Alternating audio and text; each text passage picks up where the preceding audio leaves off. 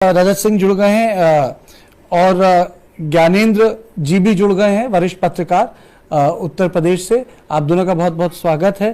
तो रजत, सबसे पहले आपसे मैं पूछना चाहूंगा कि आपको लगता है ये सब भर्तियां हो पाएंगी जिनकी बात कर रहे हैं? देखिए सर, इससे पहले भी इनकी सरकार रही है। इसमें भी इन्होंने बहुत रोजगार मुद्दे पे इन्होंने कहा था कि हम रोजगार देंगे और हर छात्रों के लिए हम रोजगार के लिए काम करेंगे। और इसके तहत आपने देखा होगा कि 68,569 भर्ती के बाद शिक्षक भर्ती में भी अभी कोई भी शिक्षक भर्ती नहीं आई हुई है। और आने वाले में इन्होंने लेखपाल का भी, जैसे अभी यूपी SSSC में पेट के बाद लेखपाल का भी अच्छा पता नहीं है, उसका आवेदन कराया है। उसके बाद उन्होंने बताया यूपी SSSC में बहुत सारी भर्तियां खाली, उसका आवेदन हम लेकर के उसमें भी नौजवान छात्रों को जो है रोजगार देने के लिए कार्य किया जाएगा। फिर उन्होंने नई शिक्षक भर्ती के लिए कहा था, लेकिन अभी तक आपको बता दें कि पूर्व शिक्षा मंत्री जी ने भी कहा था कि हम 17,000 भर्ती के लिए कहेंगे, लेकिन ना उनके द्वारा 57,000 नई शिक्षक भर्ती के लिए कुछ किया गया, ना आगे कुछ हो रहा। अभी नए शिक्षा मंत्री संदीप सिंह जी बने हुए हैं। हमारे सभी छात्र और हम हमारे द्वारा लगातार मुलाकात किया जा रहा है कि नई शिक्षक भर्ती दिया जाए, रोजगार मुद्दे पर कार्य किया जाए, लेकिन उनके द्वारा भी ऐसा कोई नया बयान नहीं आया, ना उनके द्वारा ऐसा कोई अभी कार्य किया गया है कि जिसमें कहा जाए। अभी केवल मौखिक रूप से कहा जा रहा है कि 100 दिनों में 10,000 भर्ती देंगे, लेकिन अभी न 5 वर्ष में आप खुद देखिए 100 दिन कैसे। आपकी बात समझ गया मैं। आप कह रहे हैं कि कहने और करने में, कथनी और करनी में बहुत फर्क होता है। ज्ञानेंद्र शुक्ला जी भी हमारे साथ हैं। शुक्ला जी, एक चीज बताइए, कथनी करनी में बहुत फर्क होता है, तो मुनासिब है उत्तर प्रदेश सरकार की तरफ से कि इतने ज्यादा लोगों को वो शामिल कर पाए, क्योंकि ये ना महाराष्ट्र है, ना तेलंगाना है, ना तमिलनाडु है कि इनका बजट इतना बड़ा हो कि सरकारी ढांचे में इतने हजार लोग एक साथ आ जाएं। तो आपको लगता है संभव है? देखिए, पहली बात तो जब कोई सरकार बनती है तो सबसे पहले ये देखा जाना चाहिए कि उसकी मंशा, उसमें क्या प्रायोरिटीज की है। तो ये एक बात तो एकदम है कि योगी आदित्यनाथ ने, उनकी सरकार ने इस बार दूसरा 2.0 की सरकार जिसका नाम दिया जाता रहा है, कि वो एक अपनी मंशा, प्रतिबद्धता एक दिखाई तो जरूर है, वो काबिले तारीफ कही जा सकती है कि उन्होंने ये जो मैसेज दिया है कि हम रोजगार देंगे और 100 दिन के भीतर उन्होंने एक धारा भी ये बताया और एक बताया कि हम इस तरीके से तय करेंगे। जाहिर सी बात है, 100 दिन के बाद ये आकलन भी हो सकेगा क्या वाकई में अपने जो उन्होंने वायदा किया। अब बात अगर करते हैं, क्योंकि जो तमाम जो परीक्षाओं के लोग परीक्षार्थी हैं उत्तर प्रदेश में या फिर दूसरे जो हैं, उनके लिए निश्चित तौर पर एक लंबे मायूसी के माहौल जो रहा है उत्तर प्रदेश में, तो खासतौर से। और ये अभी मामला गरमाया हुआ है ही बलिया का, वो तो बोर्ड की रिसर्च है, लेकिन उत्तर प्रदेश में नौकरियों की जितनी परीक्षाएं हुई उसमें लगातार एक के बाद एक जो दखल माफिया है उसका इतना दखल रहा है कि वो परीक्षाएं, उनके जरिए जो नौकरी मिलने की आस थी वो लोगों की रह गई और लोग मायूस रह गए हैं। तमाम परीक्षाएं वो 2017 में पिछली हुई है, उससे पहले भी चलते रहे। आप मंशा की बात करें, उमेश, प्रतिबद्धता, मंशा, कथनी, करनी, ये सब बात हुई, लेकिन ये अनाउंसमेंट्स की शुरुआत है या ये आज मतलब जिसे कहते हैं एक 2 महीने तक का ये बड़ा अनाउंसमेंट है? देखिए, कार्तिकेय, से पहले हम लोग भी बात कर रहे थे कि अगर उनकी सरकार दोबारा जब शपथ ग्रहण होगा उसके बाद कौन से काम वो पहले करेंगे। तो उसमें देखिए, बेरोजगारी का मुद्दा मैंने आपको बताया था कि बेरोजगारी के मुद्दे को लेकर के 5 सालों तक लगातार घिरती रही है योगी सरकार को विपक्ष ने कोई मौका नहीं दिया। इस मुद्दे को लेकर के हर जगह उन्होंने घेरने की कोशिश की और खासी दिक्कत का सामना करना पड़ा उनके तमाम मंत्रियों को, उनके विधायकों को भी इस मामले को लेकर के। तो मुझे लगता है कि अभी तो ये शुरुआत हुई है और 10,000 भर्ती की जो बात कर रहे हैं, 10,000 भर्ती होगी 100 दिनों के अंदर ही। तो ये देखिए, पेंडिंग्स भी चल रही थी और जिस तरीके से बार बार जो पर्चे लीक हो जाया करते थे या कोई और दुविधाएं आती थी, कोर्ट में मामला चला जाता, तो उससे एक बड़ा नंबर है कार्तिक जो कि ओवरहेड हो जाता है। फिर बाद में वो किसी इम्तिहान में नहीं बैठ सकते हैं। वो एक तरह देखा जाए ओवर एज होने की वजह से उनको कुछ और काम धंधा करना पड़ता है। सरकारी नौकरी की तो बात छोड़ दीजिए। पिछले जो भी सरकार की बात की जाए, जो रोजगार की बात कर रहे हैं वो एमएसपी और प्राइवेट सेक्टर्स की बात की, लेकिन अब वो जो बात कर रहे हैं वो सरकारी नौकरियों की बात कर रहे हैं। चैलेंजेस जरूर है, लेकिन योगी सरकार को इस पर खरा उतरना पड़ेगा। नहीं तो आने वाले टाइम पे देखिए, मैं आपको बताना चाहूंगा, फरवरी में ही राज्यसभा का भी चुनाव है हालांकि वो तो प्रतिनिधि चुनेंगे, उस लेकिन मुद्दे को अलग से बात करेंगे। उमेश, उस मुद्दे पे अलग से बात करेंगे। रजत, मैं आपके पास आना चाहूंगा। सबने प्रतिबद्धता की बात की, पर आप लोगों को इस तरीके से इंडिकेशन मिल रहे हैं, हो रहा है कुछ मूवमेंट देखते हैं? क्योंकि भर्ती तो आप ही के लोगों को होना है। देखिए सर, जिस प्रकार से इन्होंने कहा कि 100 दिन में हम 10,000 भर्तियां देंगे, अगर ये जिस प्रकार से बयान देते, इससे पहले भी माननीय योगी सरकार और शिक्षा मंत्री जी ने कहा था कि हम 69,000 भर्ती के बाद सुप्रीम कोर्ट में लिखित रूप से एक हलफनामा दिया था, जिसमें कहा था कि 69,000 भर्ती के बाद अगली भर्ती 51,112 पद में देंगे, जिसके तहत उन्होंने 3 साल इस तरीके से इन्होंने समय बिताया कि पता नहीं चला कि समय कहां गया।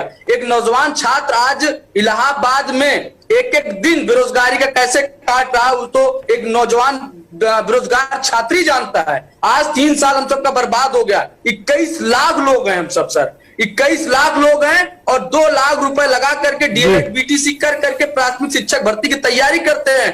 3 बार 2 बार टेट सीटेट पास हो चुके हैं, लेकिन नई शिक्षक भर्ती की जब बात आती है तो इन्होंने टेट का रिजल्ट तक नहीं जारी किया। इसलिए नहीं जारी किया कि उनको पता है कि टेट का जिस दिन रिजल्ट जारी होगा, 21 लाख की फौज फिर से लखनऊ में धरने के लिए प्रतिबद्ध होगी, और 2024 को जो चुनाव को देखते हुए एक बार फिर छात्र आंदोलन सड़कों पर होगा। जिस प्रकार से विधानसभा के चुनाव में हमारे साथी द्वारा विधानसभा का और मुख्यमंत्री आवास का लगातार घेराव होता रहा, लेकिन मुख्यमंत्री जी द्वारा और शिक्षा मंत्री द्वारा ऐसा कोई भी संतोषजनक बयान नहीं आया जो हम सब युवाओं के हृदय को संतोष कर सके। बढ़िया। ज्ञानेंद्र जी, स्टूडेंट्स तो खुश नहीं है, जिन लोगों की भर्तियां होनी वो लोग तो खुश नहीं है इस प्रतिबद्धता से जो योगी आदित्यनाथ जी ने आज दिखाई। देखिए, प्रतिबद्धता तो अब दिखाई है। अगर अब आप 2 पहलू पर बात करें, अभी की प्रतिबद्धता तो उन्होंने इस बार की बात कही है, तो अभी तो उसके लिए इंतजार करना पड़ेगा। अगर इतनी बेसब्री है तो फिर उसके लिए तो कोई हल नहीं हो सकता है। लेकिन ये पीछे के अगर दौर की बात करें तो जाहिर सी बात है, मैंने पहले ही जिक्र किया कि तमाम भर्तियों में वहां पर दिक्कतें हुई, तमाम पेपर लीक हुए और लोगों को इंतजार रहा नौकरियों का। सरकार ने का दावा जरूर रहा कि सरकार का कहना है कि 5 सालों में जब पिछली बार चुनाव तो उन्होंने कहा था 2.5 करोड़ के करीब में रोजगार दिए हैं, 5 लाख सरकारी नौकरियां दी हैं। तो ऐसा भी नहीं कि नौकरियां नहीं मिली, लेकिन ये शिक्षक भर्ती का मामला तो कुछ सियासत इसमें मैं एक बात इसमें जोड़ूंगा। जी, आपने अपनी बात रखी, मैं मानता हूं, लेकिन ना कहीं बैलेंस नहीं बन पा रहा है। आश्वासन मिल रहे हैं ब्रजेश, लेकिन लोग विश्वास नहीं कर रहे हैं, क्यों? देखिए, ऐसा इसलिए, इसका 2 कारण है। मैं ज्ञानेंद्र जी से पूरी तरह से सहमत हूं कि यदि अभी कोई नई घोषणा की है तो वो घोषणा होगी नहीं होगी ये तो आपको 100 दिन बाद ही पता चलेगा। आप 100 दिन के बाद ही ये कह पाने में, या 99 दिन 95 दिन के बाद ही कह पाने में सफल होंगे कि उसने 10,000 की घोषणा की थी, 10,000 में कितनी सरकारी नई नौकरियां मिली और नहीं मिली, ये 100 दिन के बाद का है। लेकिन हाँ, ये बिल्कुल मैं रजत से भी एग्री करता हूं कि बहुत बार पिछली बार जो अनाउंसमेंट किए थे, पिछली बार जो तमाम तरह के वादे किए थे, उस तरह से सरकार ने नौकरियां नहीं दी। कोविड काल में लोगों के 2-2 साल बर्बाद हो गए, और सरकार को जिस तरह की संवेदनशीलता दिखानी चाहिए थी वो बहुत ज्यादा उस तरह से नहीं आई। तभी सरकारी मुद्दे बने थे, बड़े मुद्दे बने, लेकिन वो चुनाव में और रजत अभी आऊंगा, आप बैठिए, ब्रजेश को पूरी बात। चुनाव में उस तरह से रिफ्लेक्ट नहीं हुए तो बड़े मुद्दे बने। और दूसरी चीज की आप ये भी समझिए कि सरकारी नौकरी की भी एक सीमा होती है। सरकारी नौकरी अंतहीन नहीं है कि आप 10 लाख कहें, 50 लाख कहें, आप लोगों को सरकारी नौकरियां देते हैं। तो प्रोसेस डेफिनेटली सरकार को बहुत ज्यादा ट्रांसपेरेंट होना चाहिए।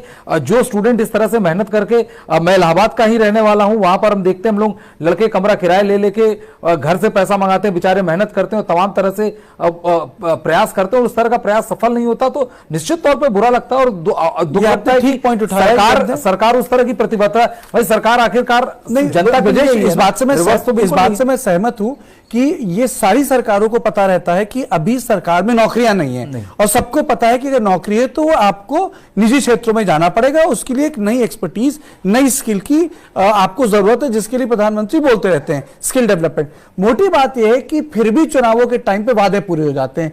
तो रजत, आप ये भी तो कहीं ना कहीं समाज में ये चीज होनी चाहिए कि हर किसी को सरकार एब्जॉर्ब कर ही नहीं सकती है ही नहीं कैपेसिटी। सर, हम देखिए, इससे पहले भी जिस प्रकार से इन्होंने माननीय मुख्यमंत्री महोदय जी ने कहा है कि 100 दिन में 10,000 भर्तियां देने के लिए कहा है, इससे पहले भी जब पूर्व में सरकार आई हुई थी, इससे पहले इन्होंने कहा था कि शिक्षक भर्ती के लिए एक आयोग का गठन होगा। उस आयोग के गठन के बाद हर साल हम एक बड़ी भर्तियां दिया करेंगे जिससे जो है छात्र नौजवान इस तरह से बेरोजगारी का दंश नहीं झेलेंगे। लेकिन उसके घोषणा के बाद आज 5 साल बीत गए और दूसरी बार सरकार जो है सत्ता में आई हुई है, लेकिन फिर इन्होंने 100 दिन में 10,000 भर्ती घोषणा कहा है। ये देखिएगा, आपको इस डिबेट के माध्यम से मैं बता के जा रहा हूं कि 100 दिन में 10,000 भर्तियां किस विभाग में आएगी, कब आएगी, कब पूरी होगी। इससे पहले भी 68,500 की भर्तियां अभी भी कोर्ट में चल रही है। 69,000 भर्ती कभी 2 साल 3 साल केस के बाद जाके क्लियर हुआ, अभी भी पेचड़े में फंसा हुआ है। और आगामी भी जो भर्ती है इसको जल्दी ये देने के मूड में नहीं है। हम सब लगातार मंत्री जी के टच में बने हुए हैं, लगातार अपनी बातों को पहुंचा रहे हैं कि सर 51,112 का आपने जो एफिडेविट दिया था सुप्रीम कोर्ट में, उसके तहत आप भर्ती दे सकते हैं। लाखों पद जो है ये हर साल रिटायर होते हैं जी, तब भी जो है इतने पद ये आता हूं आपके पास। रजत रुकिए। उमेश, मुझे लगता है कि अभ्यर्थी नाराज तो थे, लेकिन चुनाव के दिन सब वोट योगी जी को दे आए, क्योंकि जितने 21 लाख इन्होंने बोले थे, 21 लाख लोगों का जो स्टूडेंट एजुटेशन था, कहने का मतलब है गुस्सा तो रहा, लेकिन प्रशासनिक स्तर पर वोट कहीं और चला गया लगता है। जी देखिए, मैं आपको बताऊं जी, ज्ञानंद जी हैं। ज्ञानंद जी पत्रकार होने के साथ साथ शिक्षक भी हैं, खुद भी पढ़ाते हैं, अभी भी मैथमेटिक्स स्टैटिस्टिक्स पढ़ाते हैं। ये देखिए, पिछले 5 सालों में ये बात तो सही है कि भर्तियां उस तरह से नहीं हो पाई, लेकिन भर्ती माफिया तो खत्म हो गए। जो लोग पिछली सरकारों में या कई सरकारों में हम लोगों ने देखा था कि लोग पैसे ले लेते थे नौकरी दिलाने के नाम पर, लेकिन लोगों को ये पता था कि सरकार में तो नौकरी मिलनी है वो तो आसानी से मिल जाएगी, ईमानदारी से मेरिट पे मिल जाएगी, या तो मिलनी ही नहीं है। तो जो ये माफिया हुआ करते थे, भर्ती माफिया हुआ करते थे, नौकरी दिलाने के नाम पर जो पैसा उगाही किया करते थे, वो कम से कम उसकी वजह से लोग जो है उससे बचे रहे। तो शायद यही वजह है। देखिए, उम्मीद नाउम्मीदी की बात अलग की जाए, हो सकता है निराशा हुई हो और उनको लगता हो कि उम्मीद फिर योगी सरकार सही है, तो इस वजह से उन्होंने वोट दिया हो। अब देखने वाली बात होगी। देखिए, ये जो 10,000 भर्ती की बात कर रहे हैं, देखिए शिक्षक नेता है रजत जी, शिक्षक भर्ती से ताल्लुक रखते हैं। तमाम कई विभाग ऐसे हैं, उन विभागों की बकायदा सूची मांगी गई है, किन विभागों में कहां पर कितने पद खाली हैं, उन पदों को भर्ती किया जाना है। ऐसा नहीं है कि कोई पुलिस भर्ती की मामला हो या फिर उसमें लेखपाल भर्ती का मामला हो, समूह का मामला हो, शिक्षा का हो, अनुदेशक का हो, बिजली विभाग का हो। उन्होंने सब जगह से डिटेल्स मांगे हैं, उनकी भर्ती प्रक्रिया कैसे जल्दी शुरू की जाए उस पर विचार कर रही है। तो ऐसा नहीं है कि केवल एक नंबर की बात की जाए कि 59,000 और 38,000, 39,000, 11,000, इस तरह की बात नहीं। उन्होंने बता दिया, उसको विभागों से डिटेल मांगा है और उसके बाद उन्होंने इस पर बोला एक प्रेजेंटेशन जल्द से जल्द पेश किया जाए कि किस तरीके से इसको भर्ती जल्दी 100 दिन के अंदर में की जाए और जल्दी इसको नौकरी दी जाए। ज्ञानेंद्र जी, जो अनएम्प्लॉयमेंट का मामला है उससे एक चीज तो साफ है कि चूंकि राज्य में इतनी इंडस्ट्रीज नहीं है, उस तरह के बिजनेसेस नहीं है जैसे कि आप महाराष्ट्र में देखते हैं, तेलंगाना, आंध्र, तमिलनाडु में। यही कारण है कि इस तरह के राज्यों में जैसे मध्य प्रदेश है, उत्तर प्रदेश है, बिहार, जो स्टूडेंट्स हैं उनकी सारी आशाएं सरकार और सरकारी नौकरियों से